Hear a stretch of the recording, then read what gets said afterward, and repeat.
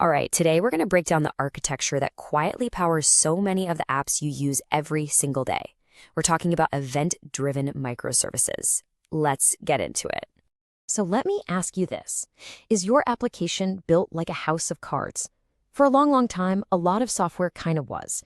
You know, these big, tightly coupled systems where every single piece is directly connected. You pull out one piece, one little card, and the whole thing comes tumbling down. That fragility? That's exactly the problem we're here to solve. So here's our game plan. First, we'll look at the problem, those tangles. Then we'll build a much better system, piece by piece. After that, we'll get real and talk about planning for failure. And finally, we'll touch on the incredible freedom this whole approach gives you. Okay, section 1, the problem with tangles. This is all about why that house of cards model is just so risky, and why this word you hear all the time, decoupling, is the answer. On the left, you've got the old way, the monolith. Just think of it as one giant blob of code. Everything is all tangled up together.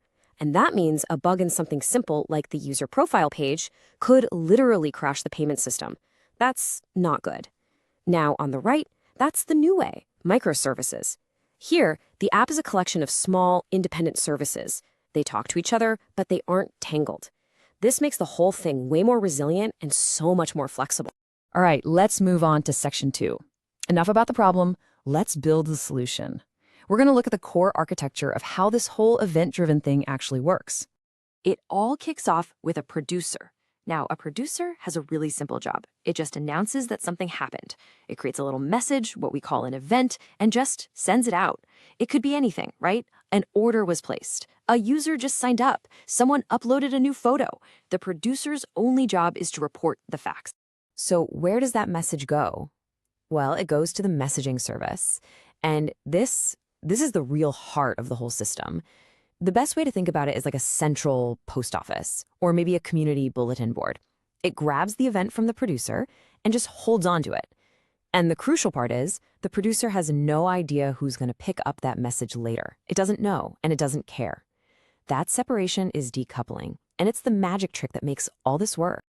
So who does read the message? Well, that would be the consumer. A consumer is another one of these little independent services, and its job is to listen for specific types of events.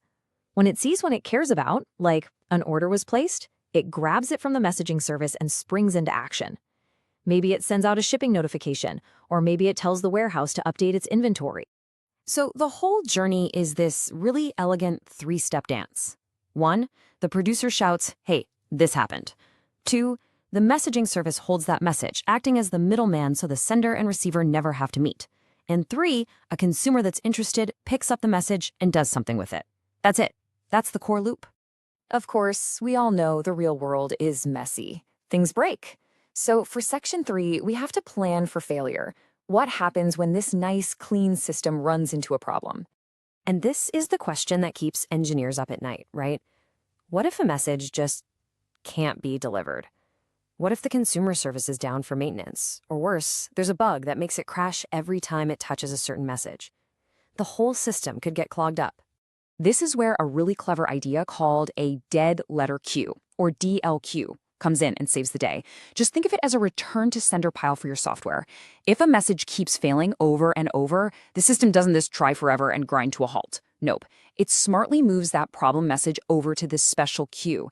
That way, the rest of the system keeps running smoothly, and an engineer can come along later and figure out what went wrong. Okay, so you found the bug that was crashing the consumer, and you fixed it. What about all those failed messages sitting in the DLQ? That's where replay comes in. This is an incredibly powerful feature.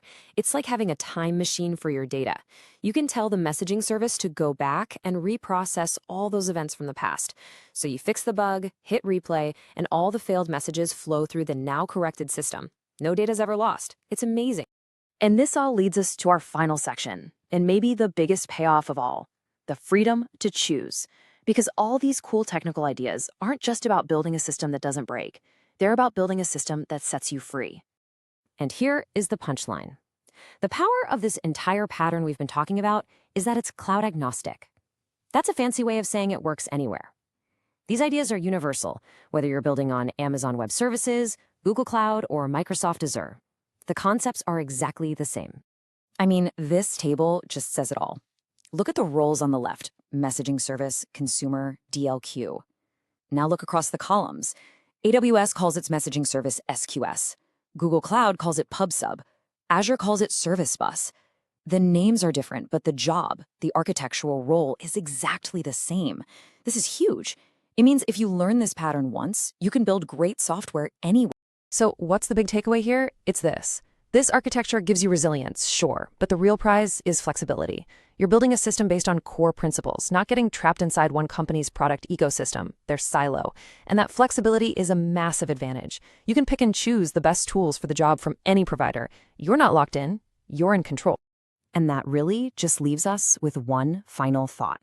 When you master these patterns, your skills become portable. Your applications become portable. So if your architecture can truly run anywhere, the only question left is, where are you going to build next?